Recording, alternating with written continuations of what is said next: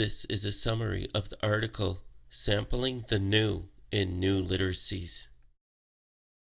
The article looks at new literacy research on two levels. The first looks at how video gaming, fan fiction writing, weblogging, using websites to participate in affinity practices and social practices involving mobile computing are considered literacy. We also look at what makes us think of them as new. The second level deals with the approaches for researching and studying new literacies. A social cultural perspective is especially appropriate and valuable for researching new literacies. Socio-literacy studies add context to literacies as a part of social, cultural, political, economic, historical practices. The key idea is the relationship between the various human practices, the meaningful ways of doing things or getting things done. If we see literacy as simply reading and writing, then we cannot make sense of our literacy experience. There is no one single phenomenon that is literacy. Rather, there are many literacies. Literacy is defined through discourses. Discourses are socially recognized ways of using language, gestures, and other semiotics, as well as methods of cognition. Interacting in relation to people and things means that we can be identified and recognized as being a member of a socially meaningful group or having a socially meaningful role.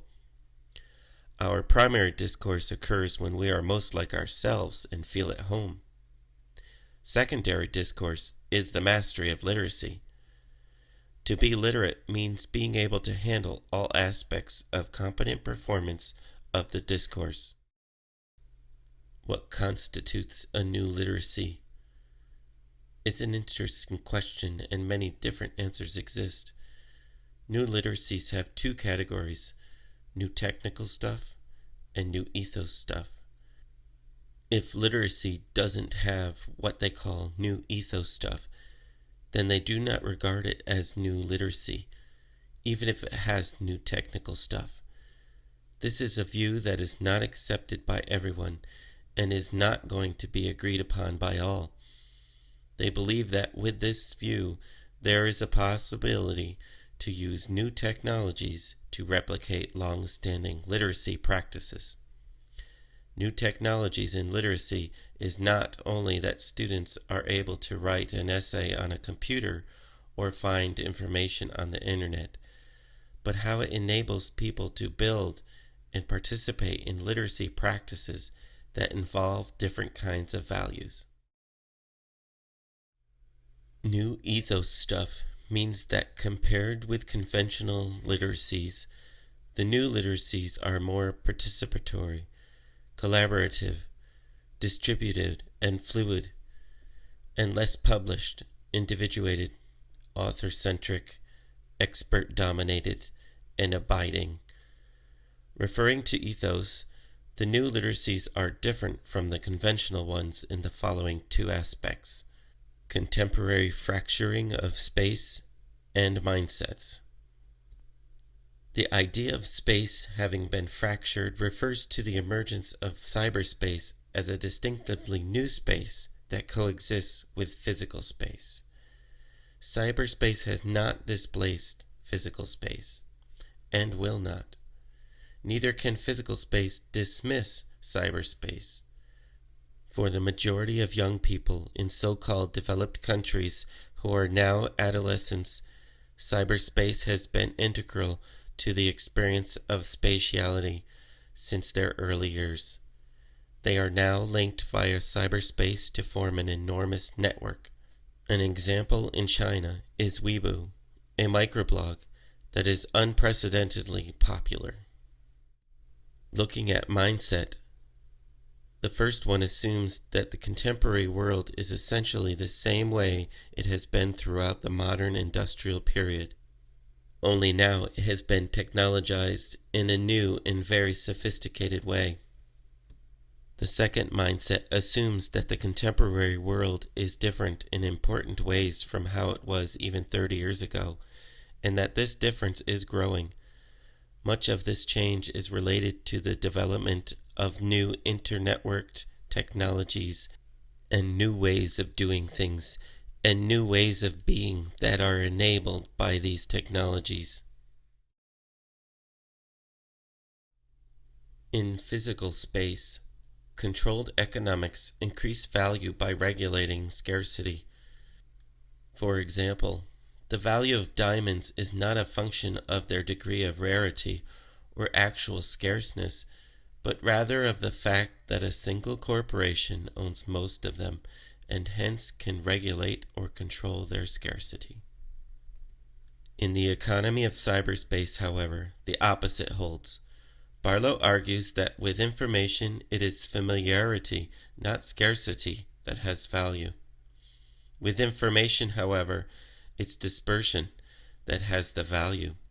And information is not a commodity. It's a relationship, and as in any relationship, the more that's going back and forth, the higher the value of the relationship. Web 2.0 is an example of the new ethos stuff that creates new literacies.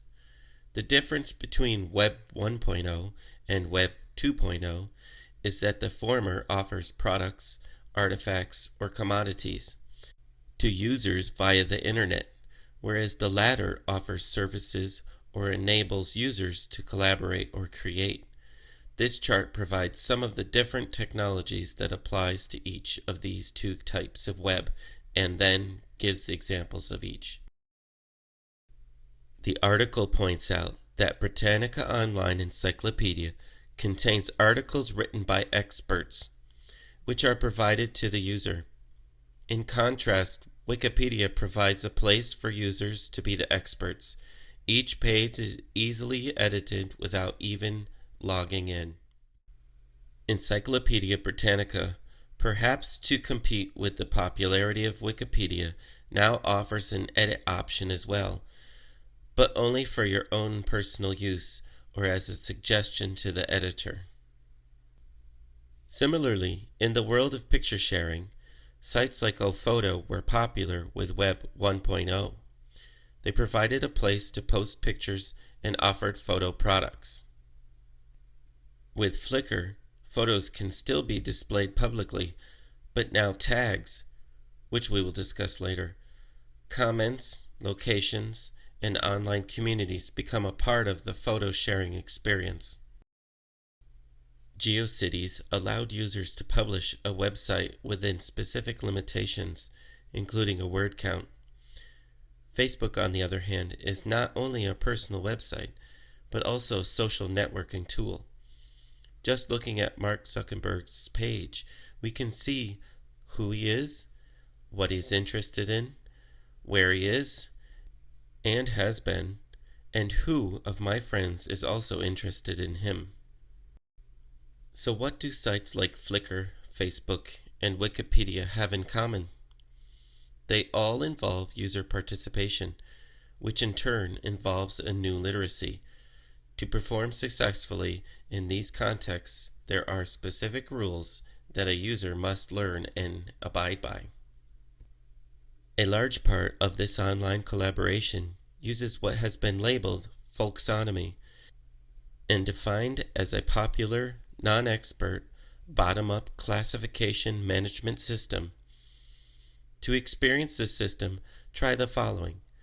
Go to flickr.com and use the search bar in the top right corner to search for something abstract.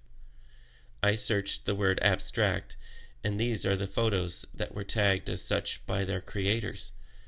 Not only are we presented with photos that match, according to other users, our terms, but also communities, photographers, and even places that are associated with them. Have you noticed the shift from Web 1.0 to Web 2.0 in your online activities? For example, online shopping has been completely altered by the inclusion of customer reviews, which now often even contain pictures. The relationship between the technical stuff and the ethos stuff of new literacies is defined. Technical stuff acts as an enabler rather than a mover. This is proven with the idea that many new literacies, fan fiction, music remixing, existed before the technologies. The ethos existed, but not the technology. The spread and realization of the new ethos stuff becomes possible with the new technologies, but the ethos stuff itself does not depend upon them. In sum, we would argue that the more a literacy practice can be seen to reflect the characteristics of the insider, and in particular those qualities addressed here currently being associated with the concept of Web 2.0, the more it is entitled to be regarded as a new literacy.